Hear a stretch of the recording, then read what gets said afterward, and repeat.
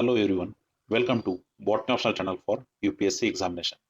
Friends, आज के इस वीडियो लेक्चर में जो टॉपिक हम कवर करने वाले हैं that is called the polytene chromosome. आप जानते हो जितने भी क्रोमोसोम में वेरिएशन आते हैं उसमें से एक वेरिएशन है पॉलीटीन क्रोमोसोम, जो बड़ा एबनॉर्मल क्रोमोसोम जो है दिखाई पड़ता है। ना ये पॉलीटीन क्रोमोसोम की डिस्कवरी कहाँ पे हुई थी, उसके बाद इसका क्या सिग्निफिकेंस है, इसका स्ट्रक्चरल फीचर्स क्या है, ये सब कुछ जो है इस पर्टिकुलर वीडियो लेक्चर में हम कंप्लीट करेंगे। वीडियो स्टार्ट करने से पहले मैं आपसे रिक्वेस्ट करूंगा कि आप हमारा टेलीग्राम चैनल ज्वाइन कीजिए, जो botany optional for UPSC examination के नाम पे टेलीग्राम प्लेटफॉर्म पे। वहाँ रेगुलरली जो है वीडियो के लिंक्स अपलोड किए जाते हैं, उसके साथ साथ नोट्स भी वहाँ अपलोड की जाती है, so that you will not miss any update relating with the botany optional channel, right. जैसे आप जानते हैं कि ये हमारी सेल बायोलॉजी की सीरीज चल रही है और इस सेल बायोलॉजी में 16th वीडियो है। इससे पहले 15 वीडियो बन चुके हैं सेल बायोलॉजी के चैप्टर में, जो यूपीएससी मेंस एग्जामिनेशन में एक चैप्टर है। तो अगर आपने वो 15 वीडियो चेकआउट नहीं किए तो आप जरूर उसे चेकआउट कीजिएगा, ठीक है। तो चलिए शुरू करते हैं पॉलीटीन क्रोमोसोम। अब देखिए यूपीएससी मेंस के जो सिलेबस है उसमें पेपर 2 जो है, उस पेपर 2 में ये चैप्टर नंबर 1 है, that is called the cell biology. इस सेल बायोलॉजी में जो है यहाँ आपको पॉलीटीन क्रोमोसोम स्टडी करना है। ओके, ये जो पॉलीटीन क्रोमोसोम है इस पे क्वेश्चन पूछे जाते हैं यूपीएससी मेंस एग्जामिनेशन में, इसलिए ये टॉपिक जो होता है ये इंपॉर्टेंट होता है। जब से हमने ये सेल बायोलॉजी का सीरीज शुरू किया है उसमें हमने chloroplast, mitochondria, endoplasmic reticulum, ribosomes, lysosomes etcetera, chromatin, nucleosome etcetera हम सब कुछ कवर कर चुके हैं ओके प्रीवियस वीडियोस में। तो उन वीडियोस को आप जरूर चेक कीजिएगा, उसमें आपको सेल वॉल मिल जाएगा, प्लाज्मा मेम्ब्रेन मिल जाएगा और एक्स्ट्रा सेलुलर मैट्रिक्स जो है उसकी वीडियोस भी आपको मिल जाएंगे ओके। तो इस वीडियो में चलिए शुरू करते हैं polytene chromosome. Now see historically कि पॉलीटीन क्रोमोसोम जो है it was the Italian cytologist E. G. Balbiani in 1881 had observed the peculiar structure in the nuclei of the certain secretory cells of the salivary gland of the midges।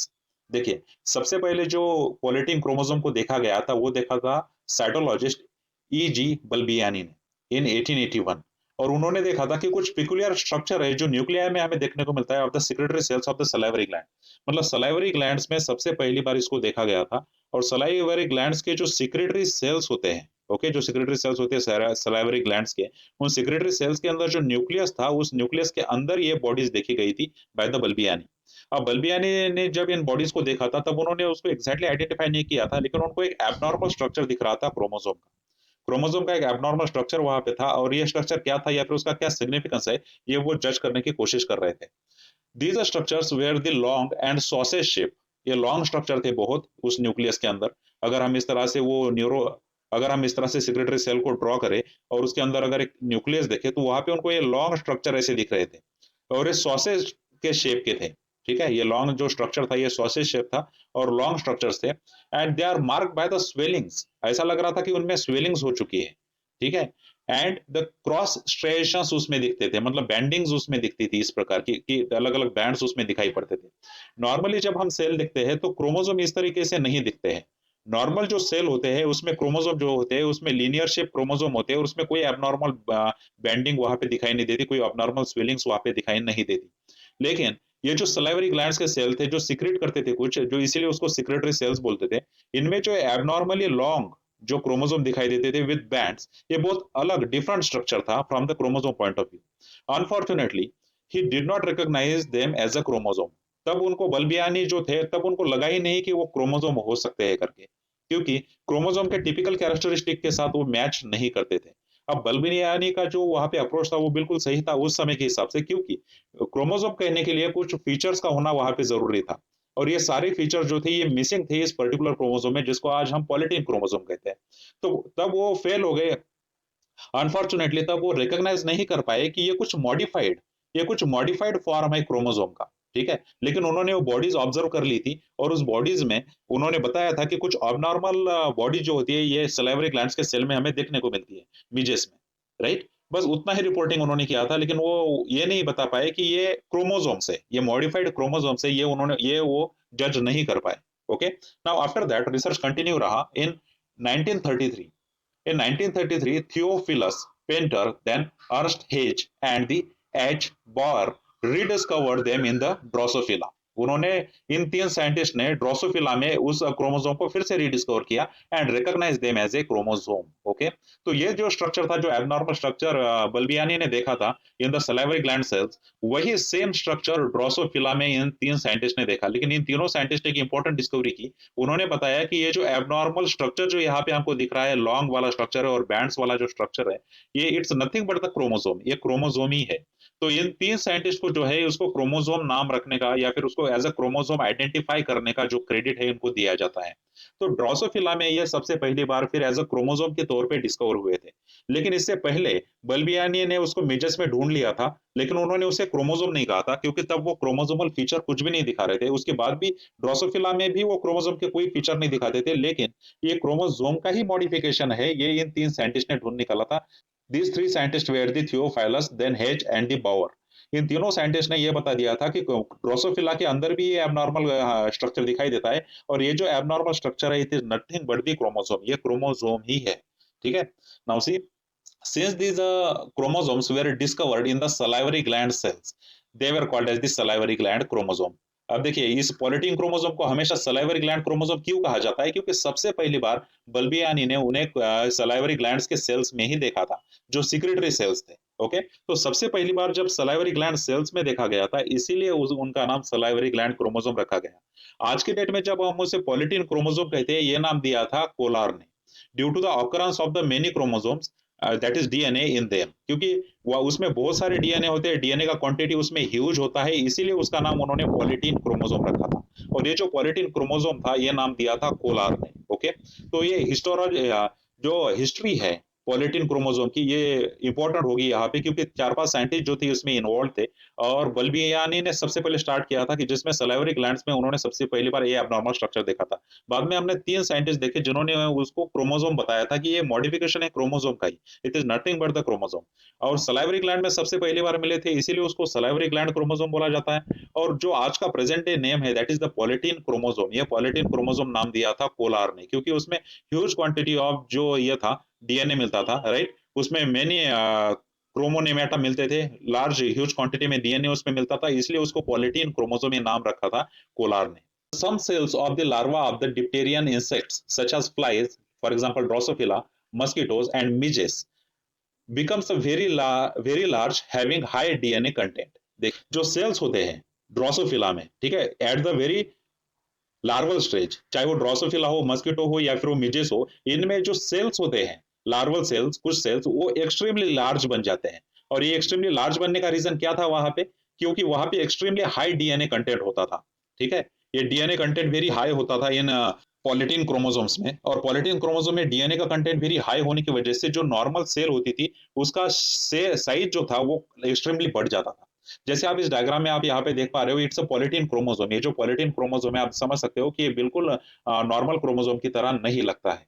Okay, सो हम जब हमने देखे थे 4 types के chromosome थे depending upon the centromere, तो वहां arms की लेंथ जो थी वो कम ज्यादा थोड़ी सी होती थी, तो डिपेंडिंग अपॉन दिस उसमें हमने 4 टाइप्स दिए थे क्रोमोसोम के, राइट। तो 4 टाइप वो जो थे, तो उसमें फिर भी लिनियरिटी मेंटेन होती थी। लेकिन अगर आप यहाँ पे आर्म्स अगर ऑब्जर्व करो पॉलिटीन क्रोमोसोम के, तो आपको दिखाई देगा कि ये बड़ी एबनॉर्मल आर्म्स हमें यहाँ पे क्रोमोसोम में दिखाई देते हैं।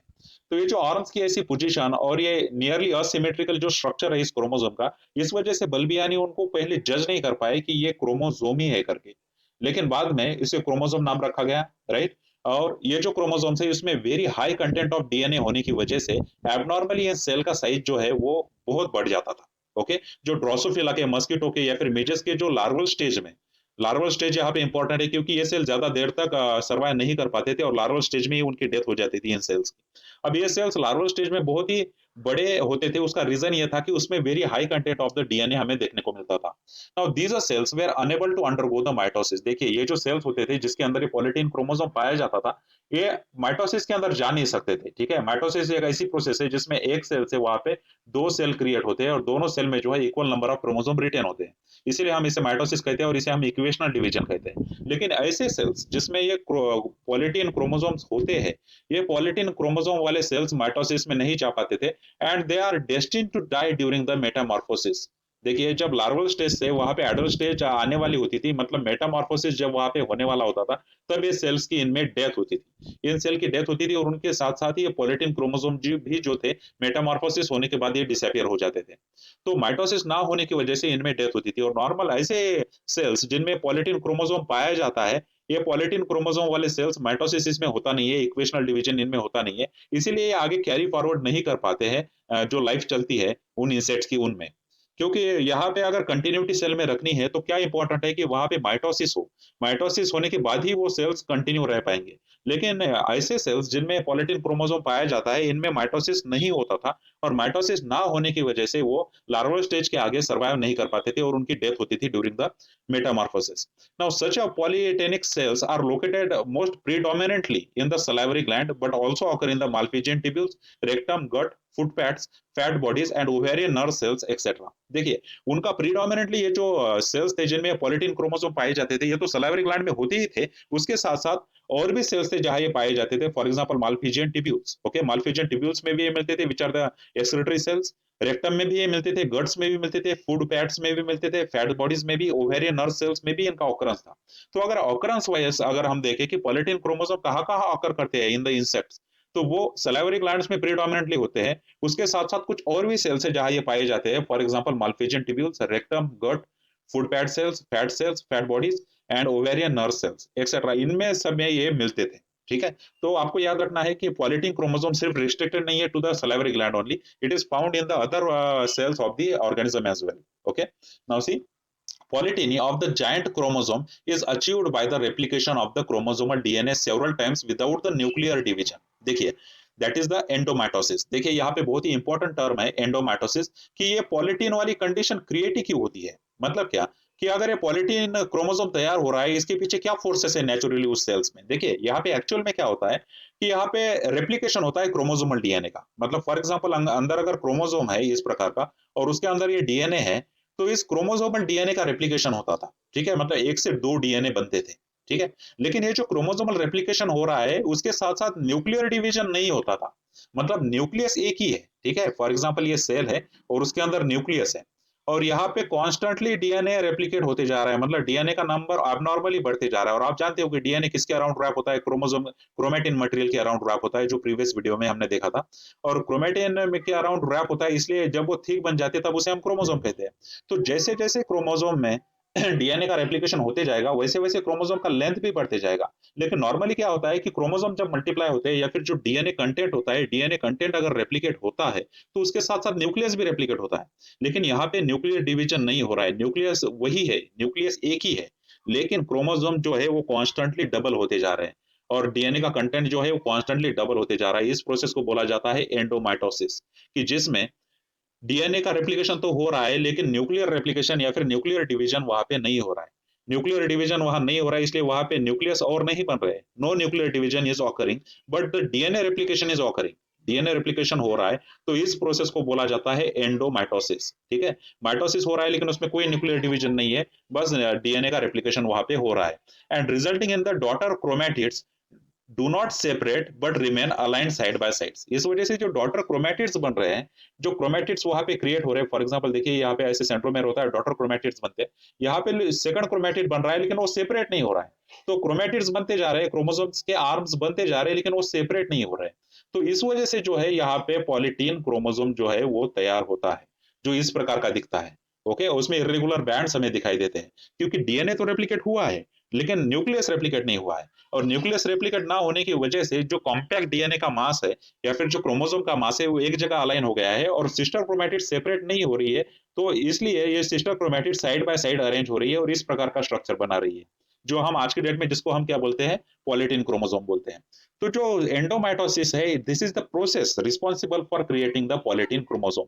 ओके, तो जब भी यूपीएससी मेंस में आपको ये आंसर लिखना पड़ेगा तो वहां पे सबसे इंपॉर्टेंट टर्म एंडोमाइटोसिस ही होगी, क्योंकि एंडोमाइटोसिस की वजह से ही जो है पॉलीटीन क्रोमोसोम जो है यहाँ पे क्रिएट हो रहा है। Okay, now C, in the process of the एंडोमाइटोसिस the nuclear envelope does not rupture. देखिए न्यूक्लियर एनवलप जो है, सेल के अंदर जो न्यूक्लियस है, न्यूक्लियस कभी रप्चर नहीं होता है, and no spindle formation takes place. देखिए स्पिंडल फाइबर भी कोई वहां पे क्रिएट नहीं होता है न्यूक्लियस में, क्योंकि आप जानते हो कि जब माइटोसिस होता है तो फॉर एग्जांपल ये न्यूक्लियस है, न्यूक्लियस के अंदर जब माइटोसिस होता है तो दोनों पोल्स में स्पिंडल फाइबर तैयार होते हैं, और मेटाफेज जब चल रही है तब ये स्पिंडल फाइबर क्या करते हैं, काइनेटोकोर पे जाके अटैच हो जाते हैं, राइट। ये स्पिंडल फाइबर काइनेटोकोर पे अटैच होते हैं, और इस तरह से ये क्या करते हैं, एनाफेज तक इन क्रोमेटिड्स, सिस्टर क्रोमेटिड्स को तोड़ के हाफ नंबर ऊपर ले जाते हैं एक पोल में और हाफ नंबर नीचे ले आते हैं। और ये स्पिंडल फाइबर का इंपॉर्टेंट फंक्शन है ड्यूरिंग द माइटोसिस, ताकि वो सिस्टर क्रोमेटिड्स को सेपरेट कर सके। जब सिस्टर क्रोमेटिड्स सेपरेट होंगी तभी जाके क्रोमोसोम का नंबर डबल होगा और वो सेपरेट सेल्स में दिखाई देंगे आफ्टर द सक्सेसफुल माइटोसिस। लेकिन यहाँ पे अगर आप देखो तो माइटोसिस में स्पिंडल फाइबर तैयार ही नहीं हो रहे, तो स्पिंडल फाइबर तैयार नहीं होंगे तो सिस्टर क्रोमेटिड जो है आपस में सेपरेट नहीं होंगे। अगर सेपरेट नहीं होंगे तो एक जगह एकोमुलेट होते रहेंगे इस प्रकार से। इसीलिए हमें पॉलीटीन क्रोमोसोम का वैसा स्ट्रक्चर दिखाई देता है, क्योंकि वहां पे स्पिंडल फाइबर तैयार नहीं हो रहे और न्यूक्लियस रप्चर नहीं हो रहा है, इसलिए न्यूक्लियस में डीएनए का कंटेंट जो है वो कॉन्स्टेंटली बढ़ते जा रहा है। और स्पिंडल फाइबर ना होने की वजह से वो क्रोमोसोम सेपरेट नहीं हो पा रहे हैं, और वो क्रोमोसोम आपस में ही एक दूसरे के साथ डिफ्यूज हो रहे हैं, इसलिए बड़ा ही एबनॉर्मल स्ट्रक्चर क्रिएट होता है, जिसको हम बोलते हैं polytene chromosome. In fact polyteny differs from the polyploidy. देखिए पॉलीप्लॉइडी से पॉलीटेनी जो अलग है, क्योंकि इसका पॉलीप्लॉइडी में क्या होता है, in which there is also excess of DNA per nucleus but in which the new chromosomes are separate from each other. देखिए उसमें क्या होता है, यहाँ पे आपको पॉलीप्लॉइडी के यहाँ पे दिखाई दे रहा होगा आपको डायग्राम में, यहाँ देखिए 2n है पॉलीप्लॉइडी, यहाँ पे देखिए डिप्लॉइड स्टेज है सेल में, और यहाँ पे अगर देखोगे तो 4x कंटेंट बन गया है लेकिन क्रोमोसोम सेपरेट हो गए हैं, इसीलिए हम उसे पॉलीप्लॉइडी बोलते हैं। पॉलीप्लॉइडी में क्या होता है कि अगर वहां पे डीएनए का कंटेंट बढ़ रहा है तो उसके साथ साथ क्रोमोसोम सेपरेट भी होते हैं। अगर फॉर एग्जांपल हमारे बॉडी में जो 46 क्रोमोसोम्स होते हैं, अगर ये 46 क्रोमोसोम अगर 92 बन जाए तो हम कहते हैं टेट्राप्लॉइडी है। लेकिन 92 कब बनेंगे, ये 92 तब बनेंगे जब ये क्रोमोसोम सेपरेट होंगे। 46 क्रोमोसोम का डबलिंग होने के बाद वो सेपरेट होने चाहिए। एंडोमेटोसिस में क्या होता है कि क्रोमोसोम का या फिर डीएनए का कंटेंट डबल तो होता है लेकिन वो सेपरेट नहीं होता है, और सेपरेट ना होने की वजह से जो वो क्रोमोसोम होते हैं क्रोमोसोम का नंबर उतना ही रहता है, इसलिए प्लॉइडी क्रिएट नहीं होती, पॉलीप्लॉइडी क्रिएट नहीं होती। पॉलीप्लॉइडी होने के लिए क्या इसेंशियल है, पॉलीप्लॉइडी क्रिएट होने के लिए क्रोमोसोम का सेपरेट होना इसेंशियल है। जब सेपरेट होंगे तभी जाके पॉलीप्लॉइडी का नंबर वहां पे बनेगा। जैसे यहाँ पे टेट्राप्लॉइडी आप देख सकते हो 92 क्रोमोसोम के साथ ह्यूमंस में। 46 क्रोमोसोम जब होते हैं हम उसे डिप्लॉइडी कहते हैं 2n, और हैप्लॉइड नंबर हमारा 23 है, राइट। लेकिन जो एंडोमेटोसिस होता है उसमें क्रोमोसोम का जो डबलिंग हो रहा है उसके बाद क्रोमोसोम सेपरेट नहीं हो रहे, क्योंकि स्पिंडल फाइबर फॉर्म नहीं होता है और क्रोमोसोम सेपरेट नहीं होता है, इसलिए क्रोमोसोम का नंबर उतना ही रहता है। इसलिए एंडोमेटोसिस और पॉलीप्लॉइडी में ये क्रिटिकल डिफरेंस है कि सेपरेशन ना होने की वजह से प्लॉइडी वहां पे तैयार नहीं होती, क्रोमोसोम नंबर उतना ही रहता है लेकिन क्रोमोसोम एबनॉर्मली बिहेव करने लगते हैं, जिस वजह से पॉलीटीन क्रोमोसोम जैसी कंडीशन वहां पे क्रिएट होती है।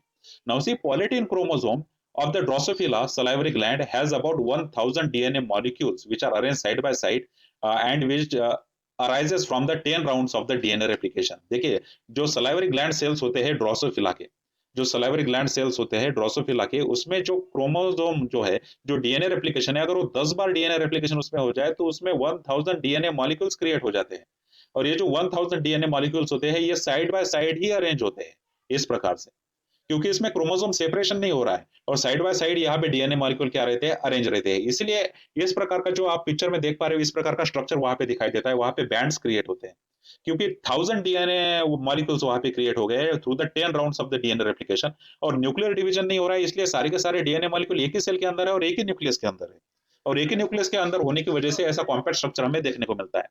कुछ अदर स्पीसीज ऐसे जिसमें और भी ज्यादा डीएनए कंटेंट वहां पे आता है, फॉर एग्जांपल 16000 डीएनए मॉलिक्यूल्स तैयार होते हैं किसी किसी पॉलीटीन क्रोमोसोम में, जो हमें कायरोमॉस में देखने को मिलते हैं, राइट। तो ड्रोसोफिला में जैसे 1000 होते हैं, अदर स्पीसीज में इवन और 16000 मॉलिक्यूल ऑफ डीएनए भी हो सकते हैं किसी पॉलीटीन क्रोमोसोम में।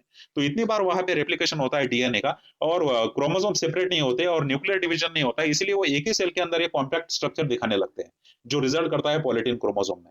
नाउ फर्दर ये जो पॉलीटीन क्रोमोसोम होता है ये विजिबल होता है during the interphase and prophase of the mitosis. Okay, अगर पॉलीटीन क्रोमोसोम अगर हमें देखना है तो सबसे जो बढ़िया टाइम है वो इंटरफेज के वक्त हम देख सकते हैं उसको, और उसके बाद प्रोफेज में वो दिखाई देता है। ओके, तो आप जानते हो कि जो सेल साइकिल होती है वो interphase plus the M phase में डिवाइड होती है। M phase it's nothing but the mitosis phase. Okay, तो इंटरफेज में वो दिखाई देते हैं, और इंटरफेज के बाद जब माइटोसिस जो माइटोसिस का फेज शुरू होता है उसमें जो पहला फेज है प्रोफेज, उसमें भी ये दिखाई देते हैं। In them the chromomeres alternate with the regions where the DNA fibers are folded more closely। देखिए यहाँ पे दो स्ट्रक्चर अल्टरनेट करते हैं इस क्रोमोसोम में। जो पहला स्ट्रक्चर होता है इट इज कॉल्ड द क्रोमोमेर, ठीक है। क्रोमोमेर अल्टरनेट करता है with that of the DNA fibres, ठीक है। डीएनए फाइबर वो स्ट्रक्चर है जो कंटिन्यूअसली वहां पे फोल्ड होने की वजह से वो तैयार होता है। Okay, DNA fibres are folded more loosely. Now chromomere alternate कर रहा है with that of the DNA fibre in that polytene chromosome. जो पॉलीटीन क्रोमोसोम जो होते हैं, जो इस प्रकार का स्ट्रक्चर जिसमें दिखाई देता है, ये पॉलीटीन क्रोमोसोम में अल्टरनेशन होता है क्रोमोमेर्स का और डीएनए फाइबर्स का। अब देखिए ये जो अल्टरनेशन होता है, the alignment of the many chromomeres gives the polytene chromosomes their characteristic morphology in which the series of dark transverse bands alternates with the clear zones called as interbands। तो इस वजह से यहाँ पे बैंड्स और interbands बन जाते हैं, क्योंकि क्रोमोमेर्स जो है वो डीएनए के साथ क्या हो रहे हैं, अल्टरनेट हो रहे हैं। इस अरेंजमेंट की वजह से वहां पे बैंड्स और इंटरबैंड्स, इसका एक अरेंजमेंट तैयार हो जाता है। देखिए जैसे आपको यहाँ पे बैंड्स दिख रहे हैं, ठीक है, ये डार्क बैंड्स जो आपको दिख रहे हैं, और वो बीच में जो स्ट्रक्चर है, जो लूज स्ट्रक्चर है, जहां पे ज्यादा कंटेंट हमें दिखाई नहीं देता, उसको हम इंटर बैंड कहते हैं। तो बैंड्स और इंटर बैंड्स जो है इसमें क्रिएट होते हैं। ओके, जैसे आप यहाँ पे देख पा रहे हो बैंड बन गए हैं, छोटे छोटे बैंड बन गए, और उसके साथ साथ वहां पे इंटर बैंड भी बने हैं। तो बैंड्स और इंटर बैंड्स ये जो है वहां पे कॉन्स्टेंटली अल्टरनेट करते हैं in the polytene chromosome. This is the characteristic feature of the polytene chromosome. Okay, जहां पे बैंड्स बनते हैं और इंटर बैंड्स बनते हैं, और आपस में वो क्या करते हैं, एक दूसरे को अल्टरनेट करते हैं। Now see, about 85% of the DNA in the polytene chromosome is in the bands। जो 85% उसका पोर्शन होता है उसमें बैंड्स हमें दिखाई देते हैं। जैसे आप देख पा रहे हो डार्क बैंड्स हर जगह है, इसलिए 85% ऑफ द क्रोमोसोम जो है वो क्या दिखाता है, बैंड्स दिखाता है। जो रेस्ट 15% जो है वो इंटर बैंड्स दिखाता है। जो इंटर बैंड्स है उनकी संख्या कम है, और वो अराउंड 15% ही देखे जा सकते हैं। ओके, तो बैंड्स का जो परसेंटेज वो 85% है, और इंटर बैंड का जो परसेंटेज है वो 15% है। The cross banding pattern of each polytene chromosome is constant characteristic within a species and helps in the chromosome mapping during the cytogenic studies। देखिए जो ये पॉलीटीन क्रोमोसोम जो है, जो अलग अलग इंसेक्ट के स्पीसीज में हमें देखने को मिलता है, ये हर एक इंसेक्ट के स्पीसीज में इंडिविजुअल अगर पॉलीटीन क्रोमोसोम को स्टडी किया जाए तो आपको पता चलेगा कि ये कैरेक्टरिस्टिक फीचर उनके खुद के स्पीसीज में भी हमें देखने को मिलते हैं। मतलब ये जो स्पीसीज है जो पॉलीटीन क्रोमोसोम दिखाती है, हर एक स्पीसीज के लिए उनका पॉलीटीन क्रोमोसोम बड़ा यूनिक है। सेम जैसे कि वैसा पॉलीटीन क्रोमोसोम दूसरे स्पीसीज में देखने को नहीं मिलता है। तो इससे साइटोजेनेटिक जो स्टडीज होती है, साइटोजेनेटिक स्टडीज में भी इसका इस्तेमाल होता है, क्योंकि हम उसको डिफरेंशिएट कर सकते हैं डिपेंडिंग अपॉन द मॉर्फोलॉजी और characteristic feature of the polytene chromosome which they possess. Okay, जिन भी इंसेक्ट्स में पॉलीटीन क्रोमोसोम पाया जाता है, ये उनमें कैरेक्टरिस्टिक फीचर दिखाता है। फॉर एग्जांपल ड्रोसोफिला में आने वाला जो ये है पॉलीटीन क्रोमोसोम, ये पॉलीटीन क्रोमोसोम डिफर करता है जो मस्कीटो में हमें पॉलीटीन क्रोमोसोम देखने को मिलता है। मतलब हर एक स्पीसीज का अपना एक इंडिविजुअल कैरेक्टरिस्टिक फीचर है पॉलीटीन क्रोमोसोम का। इसी वजह से जो है इसको साइटोजेनेटिक स्टडीज में इस्तेमाल किया जा सकता है। Now see, another peculiar characteristic of the polytene chromosome is that the maternal and the paternal homologous chromosome remain associated side by side। This phenomenon is known as the somatic pairing। देखिए somatic pairing का एक और यहाँ पे phenomena दिया जाता है, जिसमें पॉलीटीन क्रोमोसोम के बारे में बताया जाता है कि पॉलीटीन क्रोमोसोम जो है, चाहे वो मैटरनल हो या फिर पैटर्नल हो, होमोलॉगस क्रोमोसोम में वो एसोसिएटेड रहते हैं एक दूसरे के साथ। ओके, इसको बोला जाता है सोमेटिक पेयरिंग। ओके, तो सोमेटिक पेयरिंग भी यहाँ पे एक इंपॉर्टेंट टर्म होगी, जिसमें यह बताया जाता है कि मैटरनल और पैटर्नल जो होमोलॉगस क्रोमोसोम है पॉलीटीन क्रोमोसोम्स के, वो एसोसिएटेड रहते हैं एक दूसरे के साथ, और इस फेनोमेनन को बोला जाता है somatic pairing. Okay, now see, these are chromosome puffs or the Bulbiani rings are the swellings of the bands of the polytene chromosome। देखिए पॉलीटीन क्रोमोसोम में जो स्वेलिंग दिखाई देती है, देखिए यहाँ पे पॉलीटीन क्रोमोसोम है, और ये स्वेलिंग आप क्लियरली देख सकते हो। ये जो स्वेलिंग आती है पॉलीटीन क्रोमोसोम में, इसको बोला जाता है क्रोमोसोमल पफ। ओके, या फिर इसी को बोला जाता है बल्बियानी रिंग्स। ठीक है, बल्बियानी साइंटिस्ट जैसे आप जानते हैं सबसे पहली बार उन्होंने ही आइडेंटिफाई किया था, इसलिए यहाँ पे क्रेडिट दिया जाता है कि ये जो यहाँ पे स्वेलिंग दिख रही है abnormal swelling salivary gland chromosome में या फिर पॉलीटीन क्रोमोसोम में, इसको बल्बियानी रिंग्स बोला जाता है, या फिर इसी को क्रोमोसोमल पफ बोला जाता है। जो स्वेलिंग्स होती है बैंड्स में, जब स्वेलिंग्स आती है तब उसे क्रोमोसोमल पफ या फिर बल्बियानी रिंग्स उसे बोला जाता है। Okay, where DNA unfolds into the open loops as a consequence of the intense gene transcription, that is mRNA formation. देखिए अब इसमें इंटेंस ट्रांसक्रिप्शन हो रहा है, क्योंकि इसमें डीएनए बहुत सारा है, और डीएनए से जो एमआरएनए बनता है in the process of protein synthesis, इसको बोला जाता है ट्रांसक्रिप्शन। ओके, डीएनए से एमआरएनए बनना मतलब ट्रांसक्रिप्शन। और यहाँ पे डीएनए का ह्यूज क्वांटिटी आप जानते हो पॉलीटीन क्रोमोसोम में, और जब इसको एमआरएनए में कन्वर्ट होना होता है, तब एमआरएनए में कन्वर्ट होने के लिए इस डीएनए को अनफोल्ड होना पड़ता है। मतलब वो फोल्डिंग में है अभी, और उसको अनफोल्ड होना पड़ता है, और अनफोल्ड होने के बाद ही वो एमआरएनए बना सकता है। तो जब ये अनफोल्डिंग हो रही है during the process of transcription, ये अनफोल्डिंग होने की वजह से जो है ये स्वेलिंग क्रिएट होती है, और ये जो स्वेलिंग क्रिएट हो रही है due to the unfolding of the DNA molecule, इसको बोला जाता है क्रोमोसोमल पफ, या फिर इसी को बोला जाता है Balbiani rings. Okay, now see, these puffs represent the region where tightly coiled chromosomal fibers open to form the many loops। ठीक है, टाइटली फॉर्म क्रोमोसोम जो है जिसके अंदर डीएनए है ये ओपन होते हैं और बहुत सारे लूप्स यहाँ पे क्या करते हैं, क्रिएट करते हैं। In fact puffing is cyclic and reversible phenomenon, ये साइक्लिक है और रिवर्सिबल फिनोमेनॉन, ये हम समझ भी सकते हैं कि ऐसा क्यों है। उसका रीजन ये होता है कि जब प्रोटीन सिंथेसिस चल रहा होता है और वहां पे ट्रांसक्रिप्शन कंटिन्यूअसली हो रहा है और एमआरएनए फॉर्म हो रहा है, तो एमआरएनए फॉर्म होने तक ये कंटिन्यूअसली अनफोल्डेड रहता है और ये बैंड, ये जो स्वेलिंग है बनी रहती है। लेकिन जैसे ही एमआरएनए सिंथेसिस वहां पे खत्म हो जाता है और प्रोटीन सिंथेसिस का प्रोसेस आगे बढ़ जाता है, तो ये स्वेलिंग निकल जाती है। इसलिए हम इसे रिवर्सिबल फेनोमेनॉन कहते हैं कि ये स्वेलिंग बनती है, क्रोमोसोमल पफ बनता है, बल्बियानी रिंग बनती है और उसके बाद ये वापस नॉर्मल शेप में भी आ जाता है। तो क्रोमोसोमल पफ का या फिर बल्बियानी रिंग्स का बनना और वापस नॉर्मल शेप में आ जाना, ये रिवर्सिबल है, ये रिवर्सिबल फेनोमेनॉन है at a definite times and a definite tissue of the larva. The puffs may appear, grow and disappear. जब पफ बन भी सकता है, अपीयर भी हो सकता है और डिसअपीयर भी हो सकता है, क्योंकि प्रोटीन सिंथेसिस के प्रोसेस के हिसाब से ये रेगुलेशन यहाँ पे होता है। ये एमआरएनए जब तक बन रहा है तब तक ये अनफोल्डिंग रहती है और एमआरएनए बनना स्टॉप हो गया उसके बाद ये फोल्डिंग फिर से डिसअपीयर हो जाती है। Okay, okay, though the process of puffing involves the several processes such as the accumulation of the acidic proteins. ठीक है, देखिए जैसे पफिंग यहाँ पे हो रही है, मतलब ये एबनॉर्मल यहाँ पे जो स्वेलिंग है यहाँ पे क्रिएट हो रही है, तो उसके साथ साथ वहाँ पे क्या होता है कि एसिडिक प्रोटीन अकोमुलेट होते हैं।